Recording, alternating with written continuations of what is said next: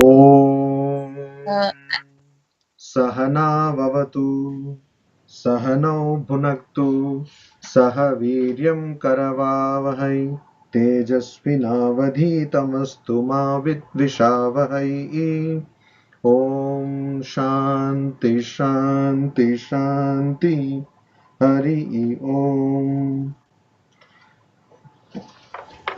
Continuing the introduction to the Brahma Sutras, which we would study along with the commentary of Shankaracharya, because it is practically impossible to understand the Brahma Sutras or any other sutras for that matter without the help of a commentary.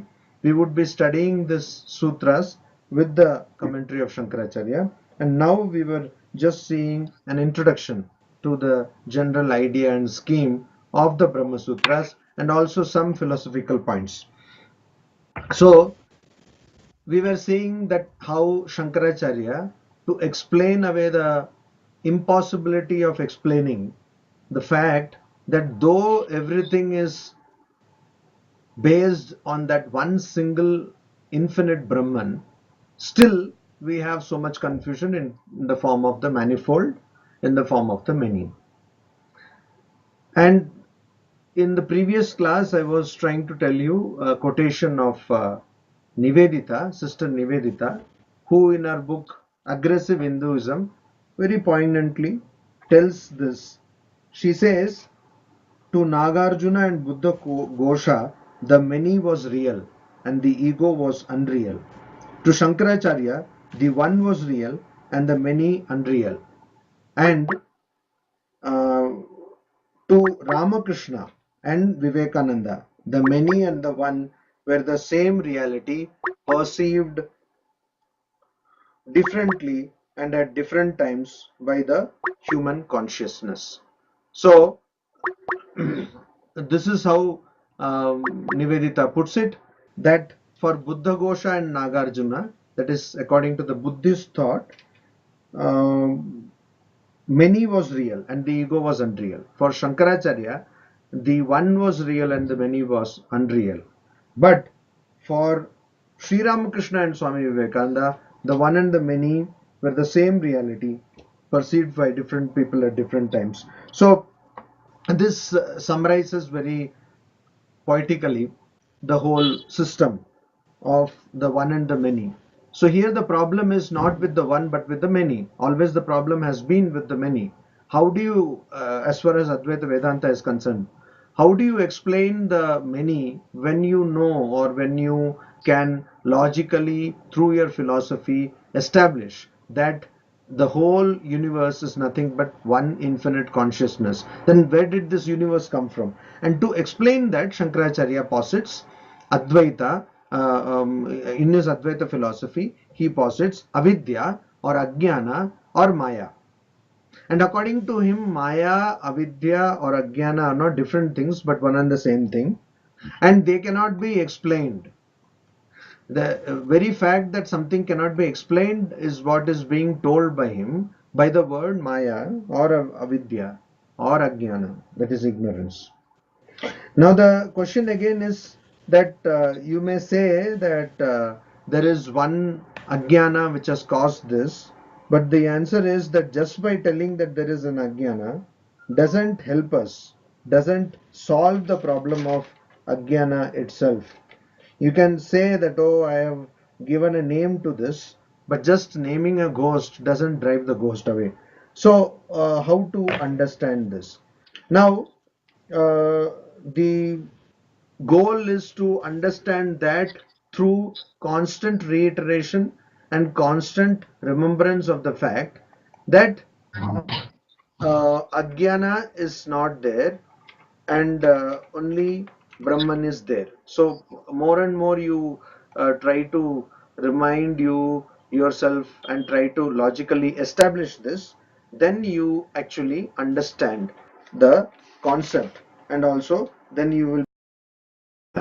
So we have to constantly remember that there is ignorance, and then whenever we perceive the manifold reality in the form of manifold, then we have to constantly have that clarity, have that wisdom that this is not many but one.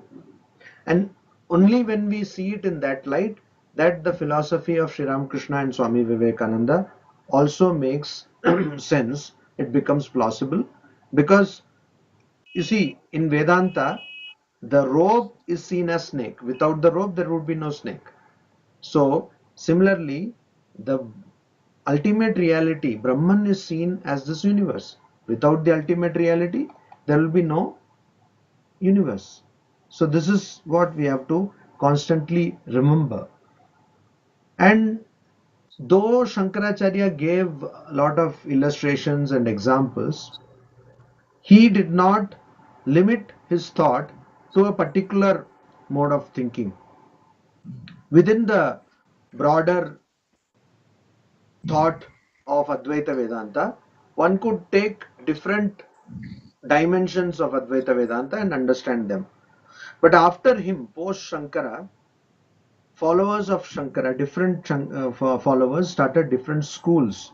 One is called the Vichedavada, another one is called the Pratibimba Vada. Vada means argument or standpoint. And there is Abhasa Vada. So, according to which universe is either an appearance or a reflection or appearance of consciousness. So, this is what was done. Now, we have to understand one thing, that because of ignorance, Brahman, the ultimate reality, is perceived at two different levels. It is seen at two different levels. How? One is which is qualified by name, form, and modification, Nama, Rupa, and Vikara. That level we see Brahman. And the other one is where there is no qualification or superimposition.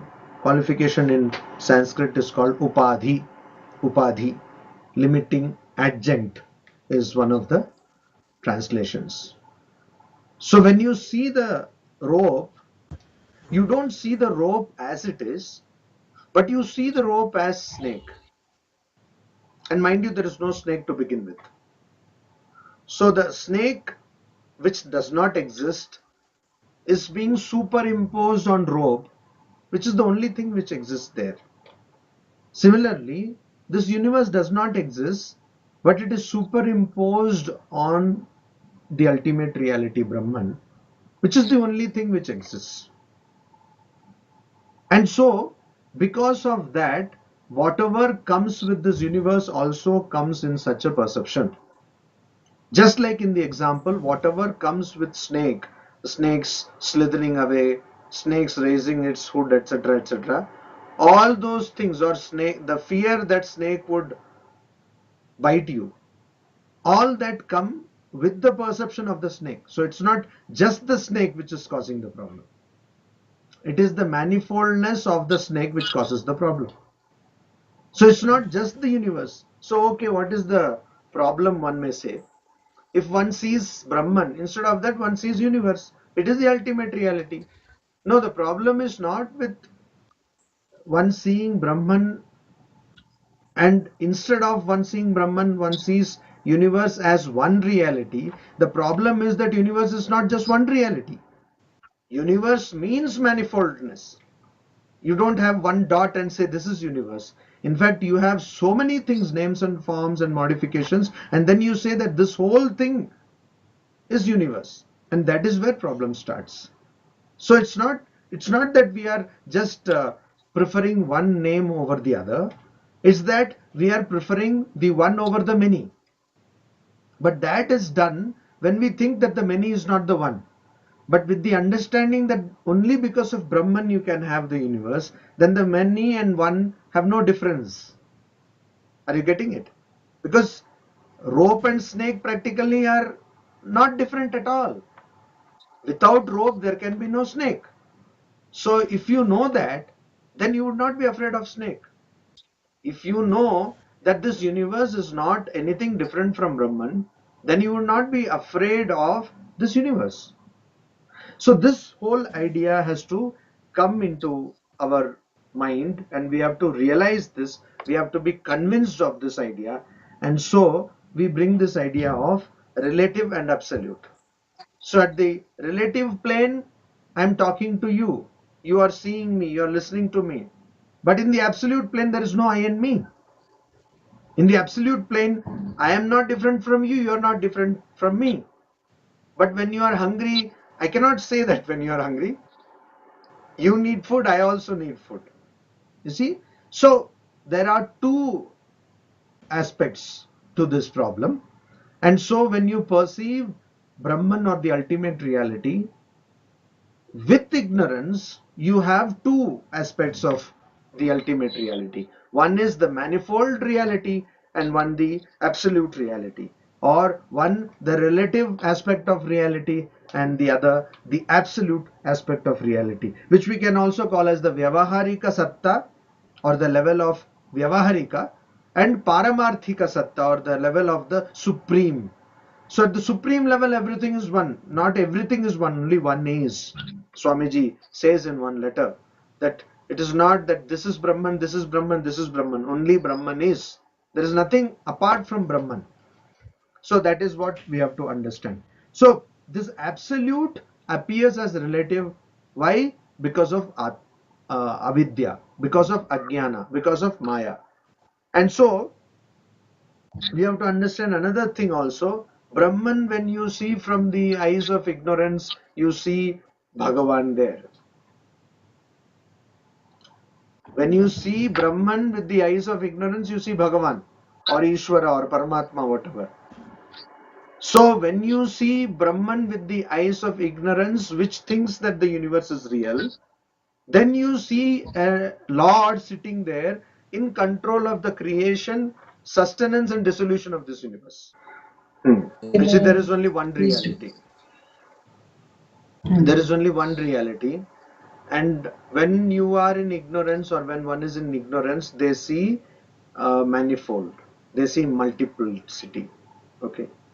And when you see multiplicity, automatically there should be a power which takes care of the multiplicity. So when you see this world in ignorance, you also think of, I'm talking about believers, of course, who believe in God. So they see a power, supreme power, which is in charge of the creation, Srishti, and the sustenance, Sthiti, and dissolution, Pralaya, Laya, of this universe. So you say that there is a God who takes care of all these things. So the God, it is her duty to create this universe, it is her duty to sustain this universe, and it is her duty to destroy this universe. But if only one reality exists, how can there be a God? So the very fact that you are positing a God shows that you are seeing it from the eyes of ignorance. So according to Advaita Vedanta, even that Ishvara or God, in that sense of the term, comes because of ignorance of the ultimate reality. So even God is something which is under Maya or ignorance. So you see, there is practically how to understand then. The way to understand is that there is no difference between the real and the apparent, between what we see and what actually is.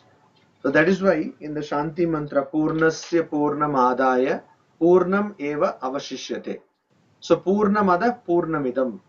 This is full, that is full. And if you take full from full, you will have full. So this mathematics is a different mathematics. So if you say 1 minus 1 is 0, 2 minus 2 is 0, full minus full is also 0. But here full minus full is equal to full. That means infinity minus infinity is what? Infinity. Yeah. Infinity. Infinity minus infinity is Infinity. infinity. It is following the Infinity. proper rules of mathematics, you see. So full means here does not mean full in terms of a finite full, but an infinite full. So whenever you have to say that this is infinite, that means you already think of something which is finite, And when you posit something which is infinite in front of something which is finite, that means you're already in ignorance. Where you see something which is deficient, you're already in ignorance. So now we have to understand that there is no part in the whole. In the whole, there is no part. This is very important. The whole is complete. There is no part in that. And the part also is actually not the part, but it is forms the whole. So even if I see a book or a person in this universe, that person is not a part of the ultimate reality, but that person is a manifestation of the ultimate reality. That is why we say Aham Brahmasmi. We don't say that Aham Brahmasya Anshosmi. We don't say that I am a part of Brahman. We say I am Brahman. That means I am also a manifestation of Brahman. That means what? Not that you are manifestation, you are manifestation. That means the whole idea that there is something different from Brahman itself is wrong. There is only one reality which is wrongly perceived as the individual and the collective. So wherever there is difference, there is ignorance. That's the whole idea. The one reality is wrongly perceived as the individual and collective. There is no collective, there is no individual. There is only infinite. One infinite reality. So this we have to understand, and this is what is being told in various statements across the scriptures, which will be quoted again and again in the Brahma Sutra. And this Lord, which has been seen from the eyes of ignorance, that Lord is omnipotent, omniscient, and omnipresent. Omniscient knows everything, omnipotent can do everything, and omnipresent is present everything, everywhere. And you see, we will see that Shankaracharya says, what is the nature of ignorance? He says, what is the nature of ignorance? We will see in the commentary on the Brahma Sutras, his commentary on the Brahma Sutras. He says, Dehadishu anatmasu aham asmi iti atma buddhihi avidya. Very simple. Deha adishu anatmasu aham asmi iti atma buddhihi avidya. What is avidya? What is ignorance? Dehadishu. Deha adi means deha, mana, etc. We have three kinds of bodies. We have the gross body, we have the subtle body, we have the causal body. The gross body is forming part of this all the gross organs, etc. And then the subtle body has mind, etc., ego, etc. And the causal body is just the ignorance. This is what we have. And this is not the reality. This is not Atman, Anatma. That means there is something which is Atman, something which is not Atman. Or this is not rope. Snake is not rope. Rope is not snake. So, but we mistake the rope to be snake. We mistake the snake to be the rope. That is our problem.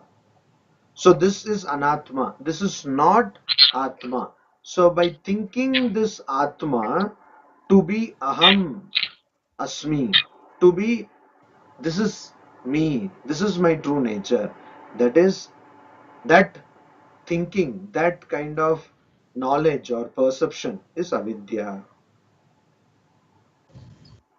So that is avidya. And because of that, what happens? Tat pujanadau. We revere things. Because I am thinking something which I am not to be my true nature, we start revering things. We start respecting things. We start worshipping things. Ragaha tat paribhavadau. And we get attached to things. Dveshah tad uchched adarsanat. And we also get hatred. We get bhaya, bhayam, moha cha iti evam ananta bheda anartha vratah. So many things which bring misery, anartha, and they are santatah sarvesham na pratyakshah, and they kind of bring all this delusion, fear, etc., etc., etc. But this all started with what? This all started with the idea that that which is not my true reality is actually my true reality. Okay, it starts with this idea that that which is my true reality is actually that which I am not. How do I know? I don't know. That is the problem. I don't know. Nobody will knowingly do such a blunder. We don't know. Or even if we study it somewhere, we are not convinced of that. That I am not the body and the mind, that I am not the subtle body or the gross body or the causal body. And so this creates problem, and this ignorance is talked of not only in the Vedic philosophies, it is talked of in different manner in Vedic philosophies. That is the six philosophies which are in Sanskrit called Astika Darshanas, but they are also talked of in other philosophies also, like Buddhism also talks about ignorance.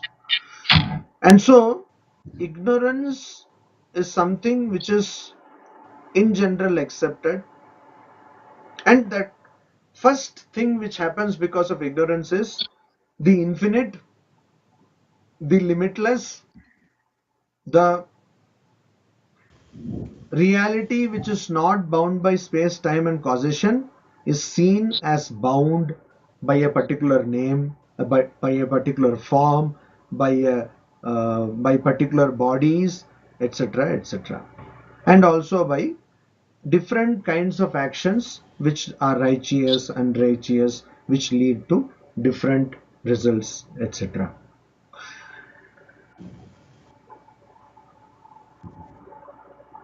So, as I told earlier, we have to create what is called Brahma Akara Vritti. Brahma Akara Vritti.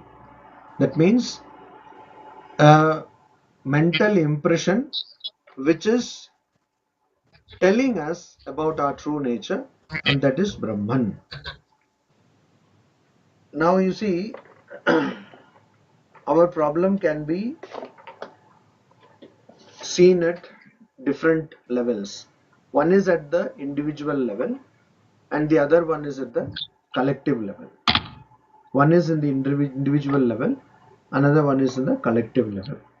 So individually speaking, there is some ignorance, and because of that we see ourselves in a particular way, and collectively also there is some ignorance, but there we see ourselves in a particular way.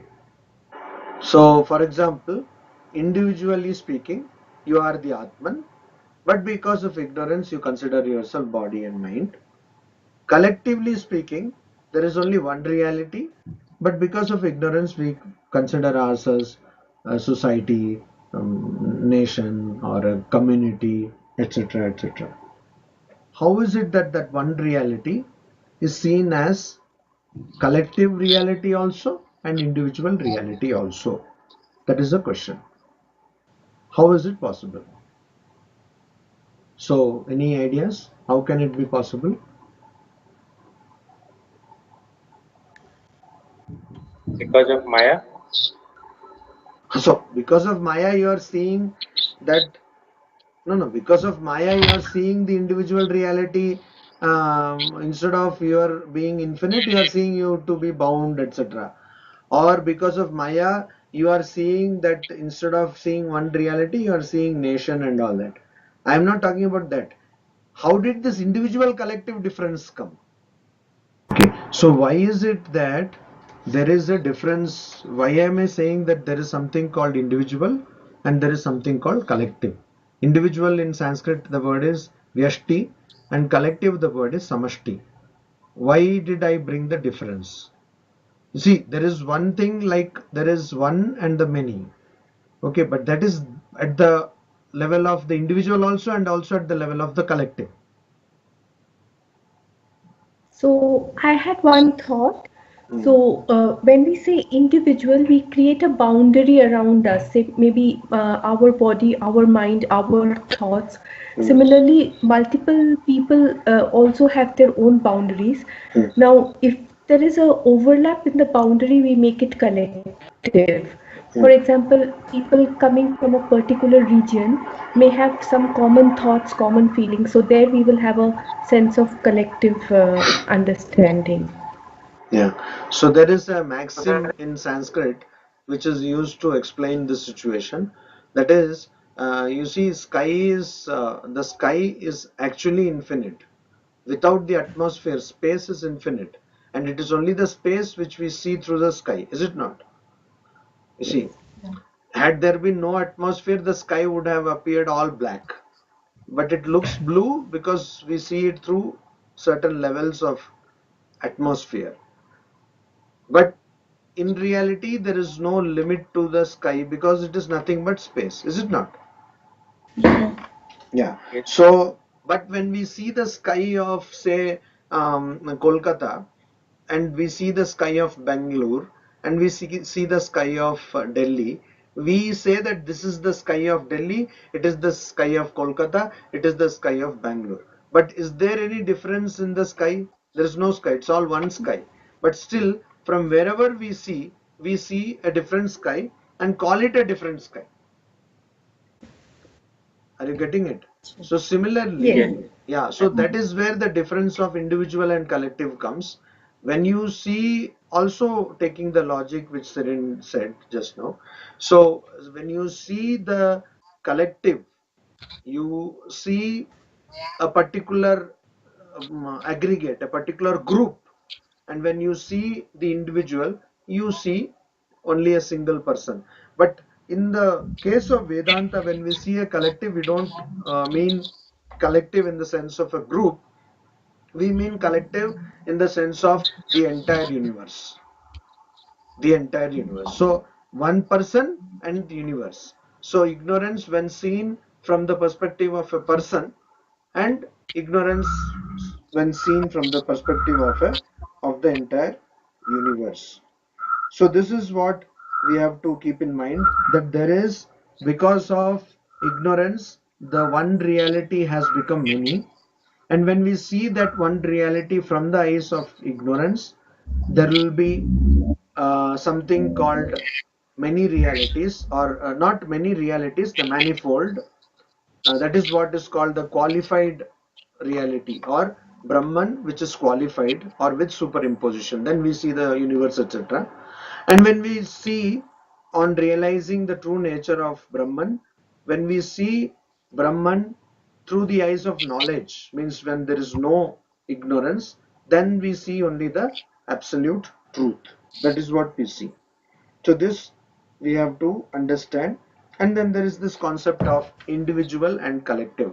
We will be coming back to all these things. We will come back and forth while we um, study the text of Brahma Sutra. Now then, another concept in Brahma Sutra is about adhikari, about who can actually study the Brahma Sutra. So you see, sadhana chatushtaya, that is viveka, vairagya, samadhi, shatka, sampatti, and mumukshutva. These four things should be there. So viveka, vairagya. Now, how will you have all these things and then you set down upon an inquiry of the Brahman, nature of Brahman? So that is why now we have to understand that we do not have the qualification to study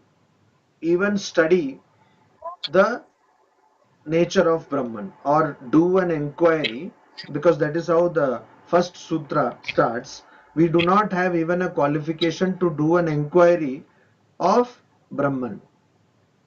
But because of the infinite grace of the Guru, in this case Shankaracharya, we are now studying, setting upon this study, because we have been given, and also so many other gurus, like in our case Gambhiranandaji Maharaj, who has given the translation of Brahma Sutras. We are now studying this,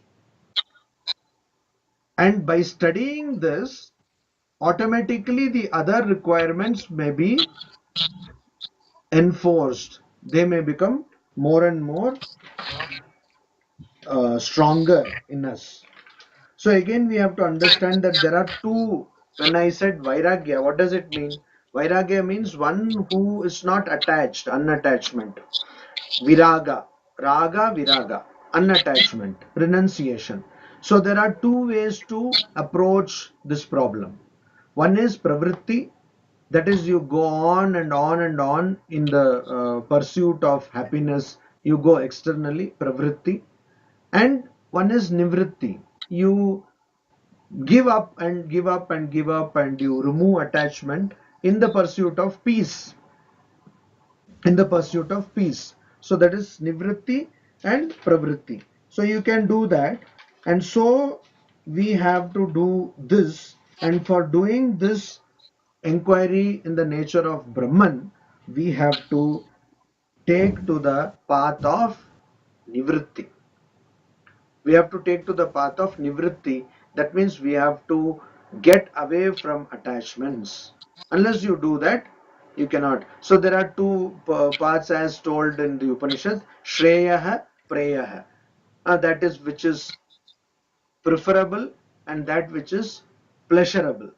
So if you go for the pleasurable, you will not get the preferable. And what is preferable? That you get peace of mind. So momentary pleasure or momentary happiness is not the goal, but getting peace of mind is the goal.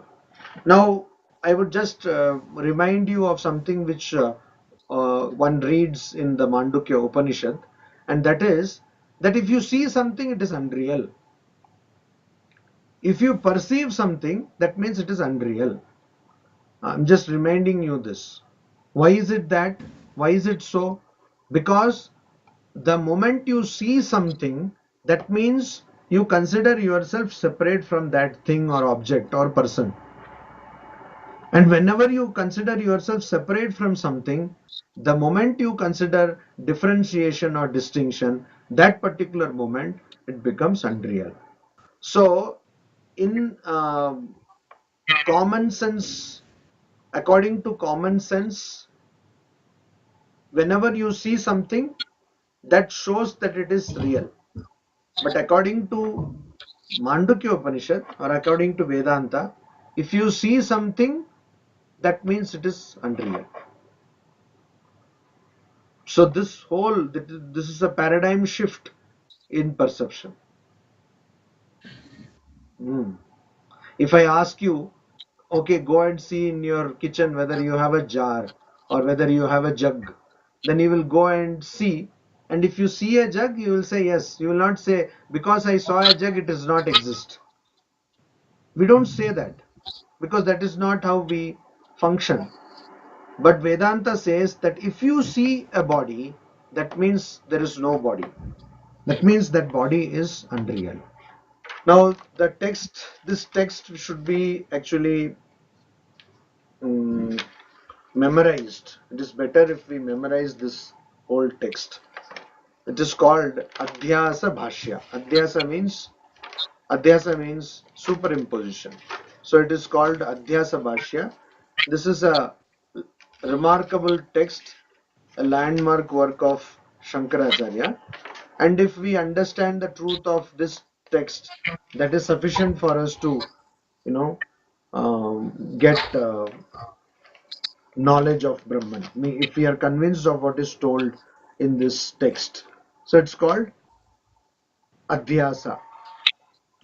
Adhyasa Bhashya. So it is the introduction to the commentary on Brahma Sutras. I will start that. Yushmad, Asmad, प्रत्यय गोचरयोः विषय विषयिनोः तम प्रकाशवत् विरुद्ध स्वभावयोः इतरेतर भाव अनुपपत्तौ सिद्धायां तद्धर्माणामपि सुतराम् इतरेतर भाव अनुपपत्तिः इत्यतो अस्मत् प्रत्यय गोचरे विषयिनि चिदात्मके युष्मत् प्रत्यय गोचरस्य विषयस्य तद्धर्माणां च अध्यासः तद्विपर्ययेण विषयिनः तद्धर्माणां च विषये अध्यासो मिथ्या इति भवितुं युक्तम्. This is the first sentence of the Adhyasa Bhashya. Yushmad Asmad. You and we. You and we. Vishaya Vishayinah. So using these concepts of you and we, what do? We try to bring out the fact of Vishaya. Vishayinah, the subject and object, they are seen from the concepts of you, we and you. So you can mean it also. For example, you see a person, immediately you say, you are there, I saw you, or how are you, or what are you doing here, etc. And in respect to yourself. So, Yushmad, you, Asmad, we. So, we denotes the subject and Yushmad denotes the object. The subject and object have been put into the concepts of you and we. So that is how difference is generated, you see. And these concepts are very popular in the world. Popularly, we use these concepts for our day-to-day activities, but they are as different or as contradictory as Tamaha Prakashaha. Like Tama, darkness, and Prakasha, light. So we have two concepts, you and we, which can include I also. You, we. And we use these concepts to denote two concepts of subject and the object. We including subject and you including object. But subject and object are so opposite, like light and darkness. Light and darkness. And so light and darkness cannot be equated. They are all different. They are logically different. Totally different. Logically, totally contradictory and different. They cannot be identical. So you see here it is very clearly said. Yushmad Asmad Pratyaya Gocharayoho. Pratyaya means concepts. Yushmad means you. Asmad means we. Gocharayoho, that which is denoted, popularly understood. Yeah, tell me. Yeah, I had one question. So why is he saying that the properties are like entirely different, like light and darkness? Why is he saying that? No, it's a very good question, because we are trying to now take only instances where the qualities are totally different, because we are now trying to analyze superimposition of the finite on the infinite. So you see, this body or mind is finite, but we are superimposing that on the infinite Brahman. So finitude and infinitude are totally opposite, but that is happening, right? Okay. So that is why, to bring that idea, he is taking this example and saying that seemingly different things, totally contradictory things, they are taken into account. That is what he is saying. Oh, okay. Mm-hmm. So tama prakashavat means like darkness and light. Viruddha swabhavayoho, of completely viruddha, contradictory nature. Swabhavayoho. Itere itara bhava anupapattau. They cannot have logically any identity among themselves. Their attributes cannot have any identity amongst themselves, because things which are so opposite or contradictory like the light and darkness, they cannot have any identity among themselves. Sutaram, therefore, itara bhava anupapattihi ityatah. So tad dharmanam api sutaram itara bhava anupapatti. Since those two things are so different from one another, their qualities also cannot logically be one. How do you define a thing to be different from one another? Because of its quality. It's like light and darkness. Now you cannot say that light and darkness are different, but their qualities are all same.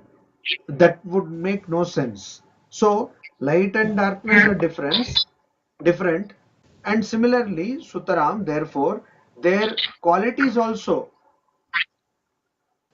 tad dharmanam means their properties or attributes, they also iteretara bhava anupapatti. Anupapatti means it's not logical, it is not plausible that they will be identical.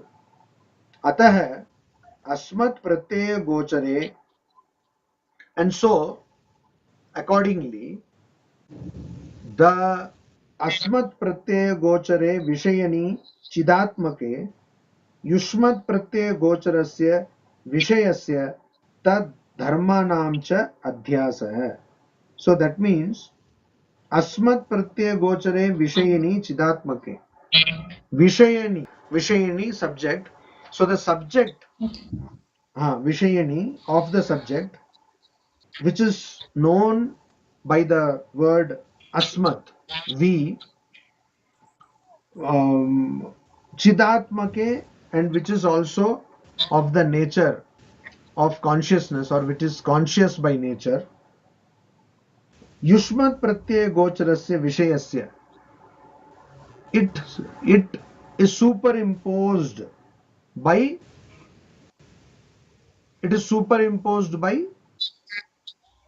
that which is called or known by the word yushmat or you, and that is vishaya, that is object. So the subject, which is actually of the nature of consciousness or conscious by nature, is known by the word we, and it is superimposed by the object which is known by the word you, and which is of the nature of unconscious, which is not conscious, which is of the nature of matter. And so adhyasa, tad dharmanam cha adhyasa. So its properties are also superimposed on the properties of you, are superimposed on the properties of we. So on the subject that is conscious, you superimpose that which is not conscious. And such superimposition should be impossible, because you cannot superimpose light on darkness or darkness on light. How can you superimpose? That means the superimposition itself should be impossible, should be mithya, should be wrong. Tad viparyayena, and also opposite, viparyaya, opposite, contrary wise. विषयिनः तद्धर्माणां च विषये अध्यासः मिथ्या इति भवितुम् उक्तम्. The superimposition of subject also on object should also be impossible or false.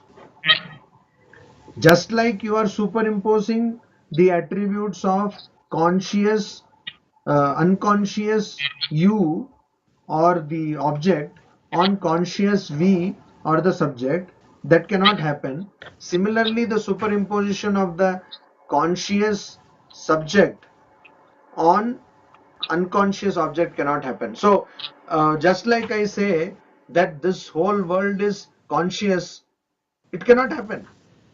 Whole world is not conscious or whole universe is not conscious. Brahman is conscious. So you cannot superimpose the attributes of Brahman on this universe. Similarly, you cannot superimpose the attributes of the illusory universe on Brahman. You see, simple. I, you. Okay.